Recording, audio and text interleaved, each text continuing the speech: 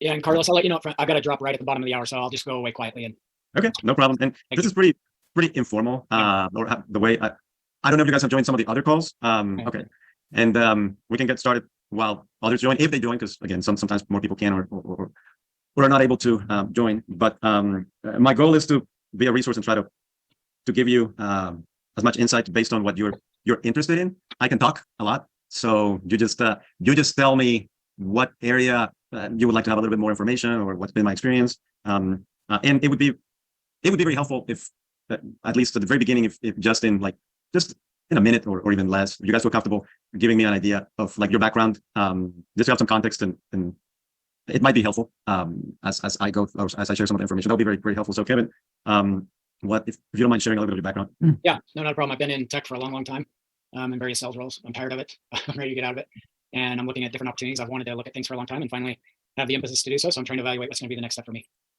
Okay, awesome. Thanks for the good thing is you said you were in tech on particularly in sales, right? So that I think that's extremely valuable more than anything else. Like having some experience with like either running a business or operations or sales. Sales is probably I've never done sales, and that was a transition to me, and I took it on, and it's been good, but that's not by far my strength. Yeah. What about you, James? Does it work okay now? I can barely. There's an echo. There's a weird echo. It's like Okay. it sounds like the microphone was like in water almost. Oh, okay. I tried taking the headphone, but I got the same issue. So, can you hear me at least? No.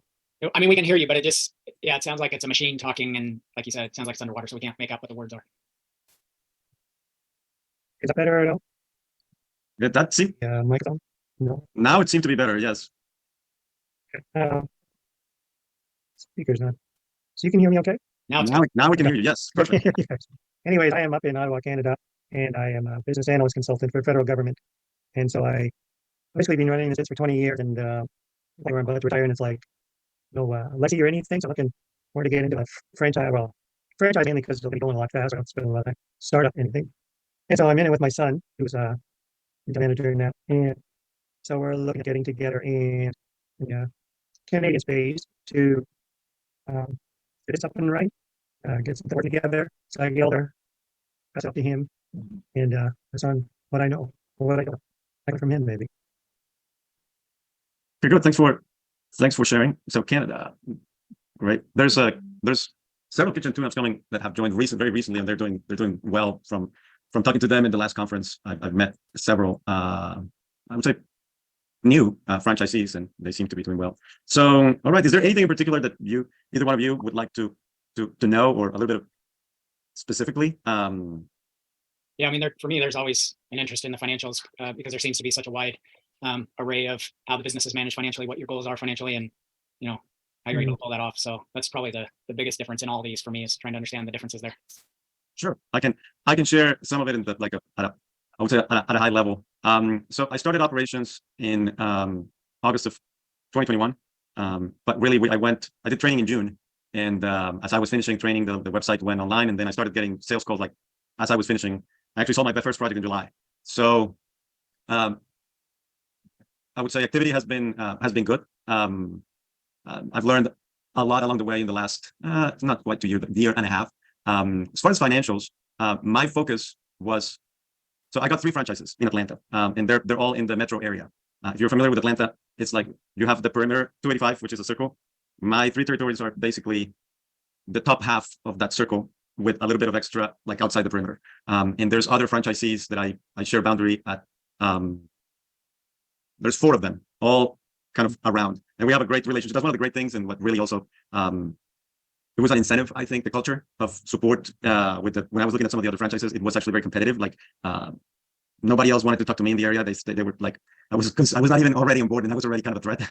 Here it was very different from the very beginning. They were super welcoming, and after joining, we've actually become friends. I actually share a warehouse with one of them, with one of the other owners, and that collaboration has been very good. As far as financials, tell me a little bit more specifically on, are you interested in what kind of statistics? Because again, with the three territories, I didn't finish my idea or where I was going. The 3 territories, my plan was the first 3 years treat them as one, and really lay the foundation, and then be able to scale and really take advantage of the 3. So in other words, I got the other 2 really just to log them in because they were adjacent, and I saw that part of the plan. Because of that, I've had more organic lead flow than I just started to really invest in marketing, which is not, I think it's necessary. I probably should have done it before, but I was getting a good amount of organic leads and calls just coming in the door because of the 3 territories, really, and because it's in the metro area, it's in a small area because it's a little bit more dense.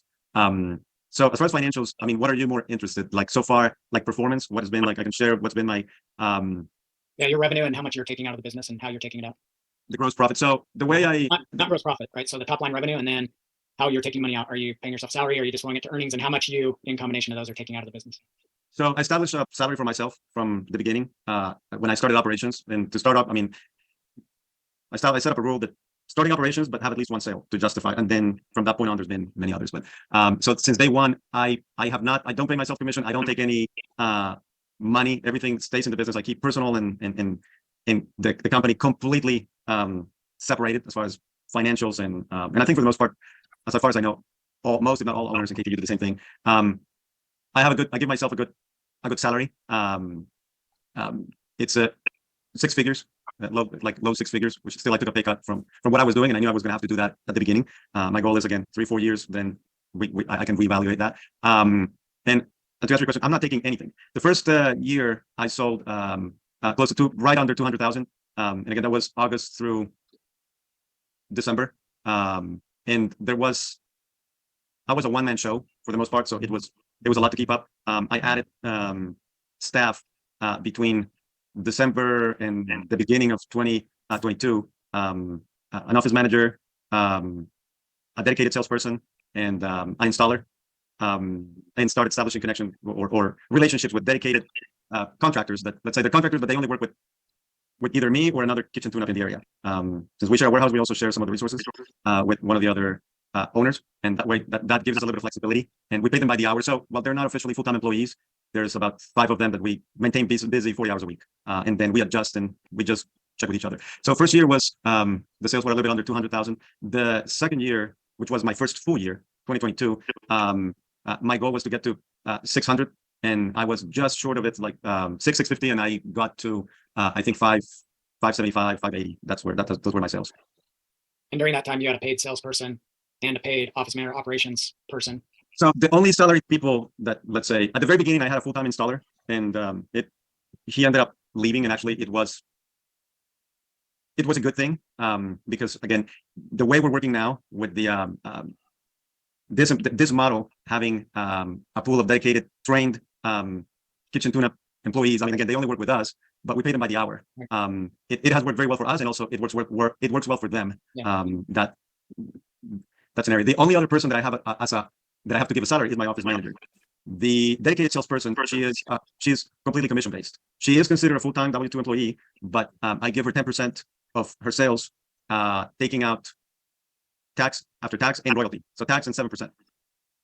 And I pay that as basically as I receive it. Our payment structure is that we don't receive all the money when we sell them. There's a deposit and then other amounts along the project. So as I'm receiving that, I pay that 10%, and that has worked really well as well. And I've worked with other, I brought some other salespeople from time to time, and I'm considering at this point to bring a second full-time person. And I sell some. Now, when I sell something, I don't give myself the 10%.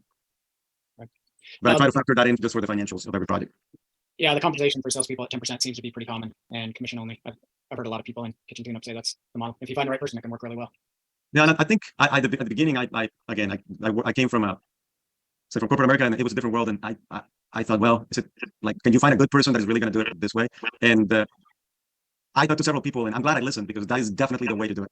And there's some variation in how people do it, but I would say, as far as I know, there might be some exceptions, but most of the owners that I talk to have a relationship where I get to catch up. They're all in some type of commission-based agreement with their salespeople, and I think that helps with accountability a lot.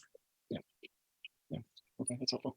James, do you have any specific questions that you want me to, or any information you want me to share regarding my journey so far? You can hear me now or not, but I was also interested in the financials, which you brought up. In terms of the areas, like, here we go outside. I don't have anybody in my area, so what's like competition? Is there any other people calling from outside your area that come in there, or does that ever come up? Like if we have competition? Well, no, I meant if you buy it or whatever, and somebody north of you doesn't have a kitchen tune-up franchise in their area, do they call you up and say, hey, can you come up here? Okay. So if they're outside, yeah, that happens often. So sometimes that you can set up your you'll have to determine what is your area of service and where does it make financial sense to basically draw a line. If it's like an hour drive or an hour and a half drive, um, I think I've done several projects. I would say hour plus. I probably won't do anything over an hour and a half. I've done some work right outside in what's called the gray area. So it's not necessarily my exclusive territory, but it's either right outside or a little bit east. From time to time, I get some leads that I can tell they're a little bit farther than I would like, but I still like to try to understand what's the scope and determine if it makes sense. If it's something really small, maybe not, but if it's a really solid lead and it's a good, I would say a good solid project, it probably would make sense. But again, I would say you can determine that how you want it. You can treat it as on a case by case basis. And again, when you set up everything, the different platforms will have that information. So to determine if someone puts a lead, if they go to you or not, or they go to the home office, etc. Does that help? Yeah. Also, if you have an office manager, dedicated sales and installation stuff, what's a typical day look like? My typical day look like? Well, I will tell you, every typical day will look very different than the day before. Since I wear many hats, I don't go to the office every day. And by office, I mean we have the warehouse, and at the front we do have some offices, and we have samples, a lot of samples and literature and materials, so that we can take them, or by appointment maybe meet with someone that's interested specifically in something. But again, I try to go there like once a week just to keep an eye on things. But on a day-to-day basis, I can tell you that. So this morning, first thing, I went to on site to see a project that it was a refinish, somewhere between a tune-up and a paint job. It was a very old door, and this is for a school. The school is from it was founded like 80 years ago, and they're about to reopen the school. It's right here in our district. Actually, my son goes to the school. It was closed. The kids have been out for 4 years. They're going to come back in, and we did the restoration of the door. So I went to check in and see how things are going. So that was probably about an hour and a half. Then after that, on Fridays I typically spend some time with my office manager, talking about everything: admin, financials, payroll. Today is we run payroll for commissions and all of our installers. Like we leave it ready at the end of the week so they can get paid on Mondays. A lot of people do it differently. We like to do it on a weekly basis, and then us, those that have salaries, we're paid on a bi-weekly basis, and that doesn't change. So that's pretty much automated. And then after that, I made several calls, and I had a sales call with a prospect. And right before this, I was working on scheduling for the next couple of weeks. It's hard to schedule more than a week in advance, really, because things change, and sometimes some of the homeowners may ask if we can move things because they had to travel last minute for work, or so nothing's set in stone. But by this time on Friday, I like to solidify like at least what's going to be the next week. So I was doing that and basically making the calls, confirming with with the customers that we're going to be working next week, and preparing with the installers to make sure we have everything that we need. So that was my day to day, and it changes day by day, but I would say similar. Some days have more of a focus on a little bit of project management. If depending on where we are in the project, if we're starting or we're finishing, sometimes it's more, I may be more involved with sales and maybe on the proposal and coordinated with my sales consultant to adjust pricing or how to price something that might be unique, or how to offer an incentive to close a deal. So again, it varies. It's all over the place. But I would say for the most part, I would say half the time on the road and half the time from my home office or the warehouse. How far out are you on projects right now? One of the guys from Oregon said he's 3 months out on some projects. Right now, I'm not. Actually, I've been in that situation, and there's been some. Like, I'll give you an example. I ordered a kitchen in December. That it's a custom kitchen. It will be delivered next week. So wow. we had that far out.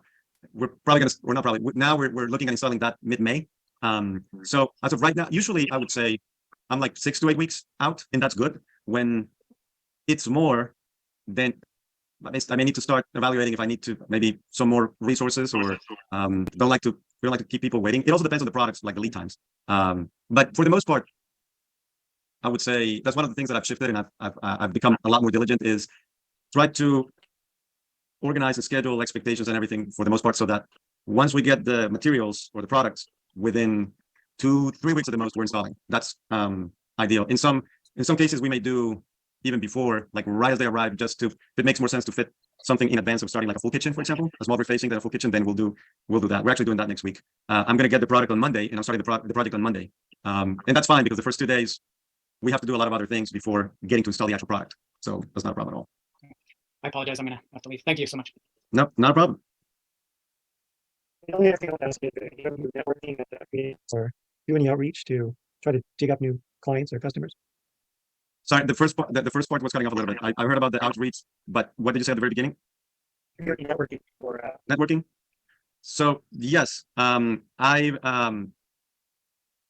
would say I have not actively done it until more recent. I come from the design industry. I'm an interior architect, so I have, I would say, several contacts, and the people I worked with are also architects, designers, and contractors, realtors. So I've been, I would say, probably since the end of the year last year, trying to follow up with some of them and reaching out to them and just informally having lunch, catching up, and I would say with the intention to see if there are any organic synergies. And there's been with some. There's actually with one designer / project manager I used to work with. She has her own firm and she's dedicated to doing residential renovations. And she's actually brought me into 2 projects, and I've done the cabinetry portion of her projects. So that has worked well. And I'm working with a realtor to set up a lunch and learn and go and meet with his the rest of his team and talk a little bit about what we do, and so that and leave behind some brochures so that they have a customer that's either buying or selling, so that they can consider or offer extend our services if that's appropriate for that specific customer. And slowly, my goal is to establish some relationships with more on the commercial side. That's going to take a little bit of time. I realize that. Like for apartments, when they do renovations for the apartments, or student housing. So I have identified a local, let's say, group or nonprofit org that hosts networking events with that, like kind of that purpose, with people in the design, real estate, construction, renovation industry, both residential and commercial, but more so commercial. And I've started attending some of those events just to, again, get to know more people and see if trying to connect with the stakeholders from the facilities. great answer on my questions? Take your time. Sorry, I couldn't understand that. Anything extra might be helpful. That's great. Thanks. You answered all my questions. Okay, sorry. Thank you very much. Okay, sorry about that. It's very hard to understand that. You're welcome. Great to meet you, James. Have a great weekend. All right. You too. Bye. Bye-bye.